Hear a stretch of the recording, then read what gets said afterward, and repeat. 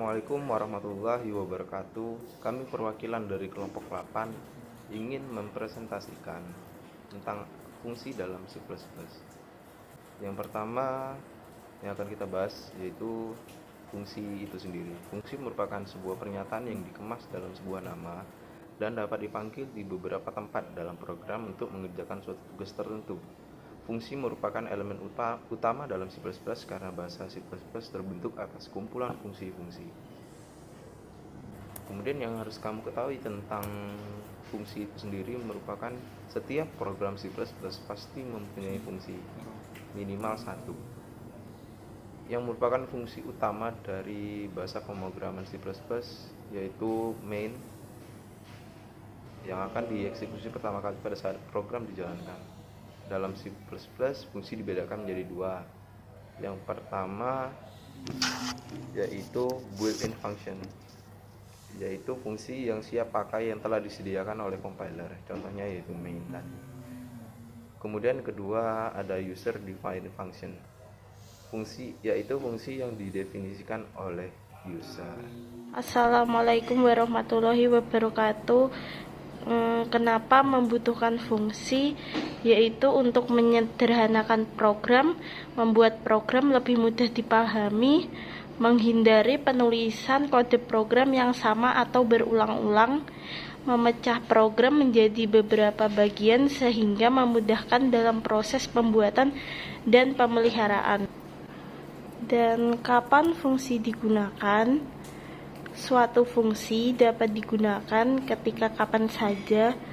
Setiap membuat suatu program bahasa C++, setidaknya kita harus menggunakan fungsi utama yaitu main.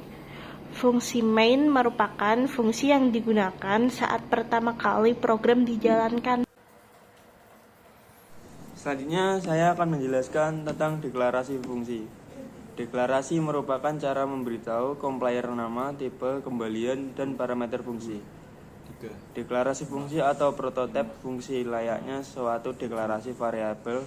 Compiler tidak perlu tahu bagaimana fungsi bekerja. Yang perlu diketahui adalah nama fungsi banyak dan tipe parameternya, serta tipe baliknya. Beberapa keuntungan dalam mendeklarasikan fungsi yaitu Compiler akan melakukan konversi antara tipe parameter dalam definisi dan parameter fungsi. 2. Jika jumlah parameter yang digunakan dalam definisi fungsi ada saat pemanggilan fungsi berbeda atau tidak sama sekali. Langkah-langkah mendeklarasikan fungsi. 1. Tentukan tipe nilai balik. Sebuah fungsi bisa saja mengembalikan suatu nilai. Oleh karena itu perlu tipe nilai balik. Tipe nilai balik merupakan tipe data dari nilai yang dikembalikan oleh fungsi berdasarkan hasil pengelolaannya. Jika suatu fungsi tidak mengembalikan nilai, maka gunakan tipe data Deloitte. 2. Tentukan nama fungsi. Agar compiler dapat mengenali suatu fungsi, harus diberikan sebuah nama pada fungsi tersebut. 3. Tentukan daftar parameter. Sebenarnya bagian ini opsional, boleh ada atau tidak.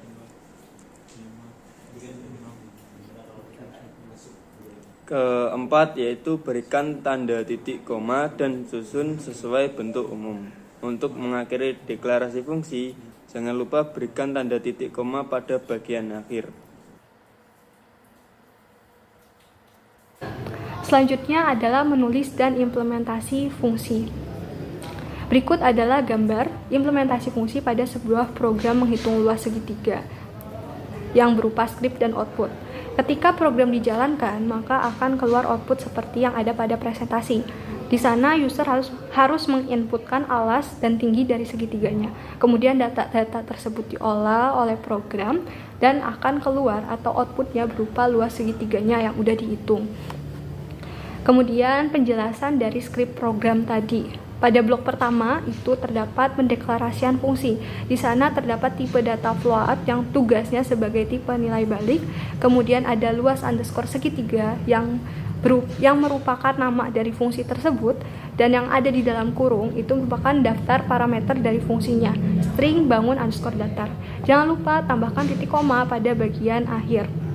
Kemudian pada blok kedua itu merupakan fungsi utama, tugasnya untuk memanggil fungsi luas underscore segitiga. Di sini fungsi utama ya bertugas untuk memanggil fungsi luas segitiga agar program dapat berjalan. Kemudian pada blok ketiga merupakan definisi fungsi. Definisi fungsi harus dilakukan agar compiler tahu bagaimana fungsi tersebut bekerja. Lalu parameter. Parameter adalah tempat menyimpan dalam fungsi yang digunakan untuk melakukan pemberian nilai dari pemanggil ke dalam fungsi. Parameter terletak dalam tanda kurung setelah identitas atau nama fungsi. Parameter dalam bahasa pemrograman itu ada dua jenis. Yang pertama ada parameter formal yang terdapat pada pendeklarasian fungsi, dan yang kedua itu parameter aktual yang terdapat pada saat pemanggilan fungsi. Berikut adalah contoh parameter fungsi.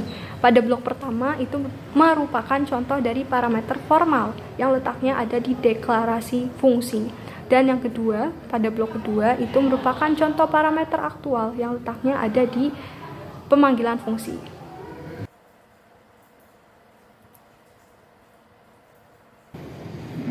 Selanjutnya fungsi overloading. Apa itu fungsi overloading? Fungsi overloading adalah membuat beberapa function dengan nama yang sama tetapi dibedakan dari jumlah dan tipe data parameter. Umumnya, kita tidak bisa membuat function dengan nama yang sama. Mirip seperti penamaan variabel, kompiler C++ akan error jika menemukan terdapat dua atau lebih function dengan nama yang sama.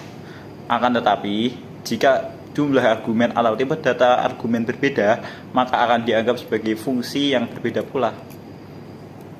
Berikut merupakan contoh script dan output dari fungsi overloading. Kemudian fungsi rekursif. Apa itu fungsi rekursif? Fungsi rekursif adalah fungsi yang memanggil dirinya sendiri. Fungsi ini akan terus berjalan sampai kondisi berhenti terpenuhi. Oleh karena itu, terdapat sebuah fungsi rekursif. Oleh karena itu, dalam sebuah fungsi rekursif perlu terdapat dua blok penting, yaitu blok yang menjadi titik berhenti dari sebuah proses rekursif dan blok yang memanggil dirinya sendiri. Berikut merupakan contoh script dan output dari fungsi rekursif. Baiklah, mungkin itu saja yang dapat kami sampaikan. Kami dari kelompok 8 ingin mengundurkan diri.